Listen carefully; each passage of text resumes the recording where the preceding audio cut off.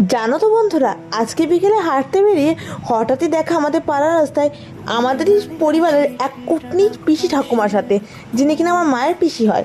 1 মাস আগে পিসি ঠাকুমা মায়ের কাছ থেকে টাকা ধার নিয়ে ও মা বেমালুম পেপারটা আর না মায়ের ফোন ধরে না তো আমাদের বাড়িতে আসে। আর যেই না আমি দেখেছি খপাত করে গিয়ে পিসি ঠাকুমার ঘাড়ে হাতটা রেখে বললাম, কী গো পিসি ঠাকুমা, আমাদের বাড়ির পথ ভুলে গেলে নাকি? চলো চলো বাড়ি থেকে ঘুরে আসবে।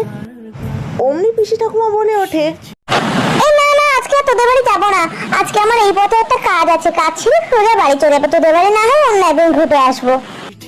কিন্তু আমি তো না শোনার পাত্রী নই। একেবারে বগল দামাই করে ভাইয়ের আমি নিয়ে চলে আসলাম একদম ডিরেক্ট বাড়িতে। আর মা তো পিসি ঠাকুমাকে দেখে একদম চক্ষু চড়ক গাছ, কারণ যে মানুষ কিনা 1 মাস ধরে ফোন ধরে না বেপাত্তা, তাকে আজকে ডিরেক্ট বাড়ি নিয়ে চলে এসছে। কি কেমন?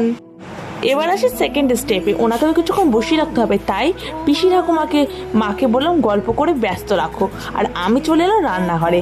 এসে একটু ময়দা ঢেলে নিয়েছি। এবার ভাবছো তো টাকা চাইতে এনে কেন ওনাকে আমি পরোটা খাওয়াবো? আরে ওয়েট ওয়েট, পিসি ঠাকুমার নেই মুখে একটাও দাঁত, আর ময়দার জিনিস তো উনি চিবিয়ে খেতেই পারে না।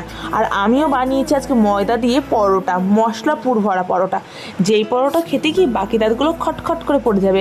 আর যদি পরোটা না খেতে চায় তাহলে আমার টাকা দিক ফেরত। কি বুদ্ধিটা ভালো না? চলো একবার টেস্ট করে নিই, এবার যাই ডিরেক্ট পরোটা দিই, আর নয়তো টাকা নিই।